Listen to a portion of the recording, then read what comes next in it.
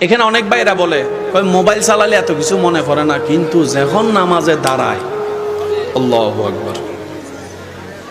যাদের হয় তারা বলেন, এরকম যাদের হয় তাদেরকে আমার পক্ষ থেকে ধন্যবাদ, আপনি সঠিক রাস্তায় আছেন। এখানে অনেকে আছে না, একবার উজু বানাইলে বারবার মনে সন্দেহ লাগে, হয়েছে না মনে হয় এটা তিনবার ধুইছি নাকি ধুই নাই, ভুল হয়েছে মনে হয়, কুলি কি করছি না করি নাই, অজু কি হয়েছে না হয় নাই, কাপড়ে কি ময়লা লাগছে না লাগে নাই। আপনাকে আমার পক্ষ থেকে ধন্যবাদ, কারণ আপনার ভিতরে এখন ঈমানের আলো আছে, তাই শয়তানে জ্বালাচ্ছে। যে ঘরে আলো নাই সেই ঘরে শয়তান। আপনাদের যদি এরকম হয় বুঝবেন এখন আপনারা রাইট ওয়েতে আছেন, কারণ শয়তান চায় না কেউ আল্লাহর প্রিয় হোক। আমি কি বুঝাইতে পারছি কথা?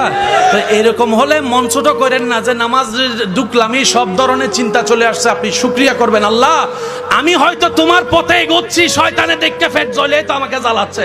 কথা বলেন ঠিক কিনা?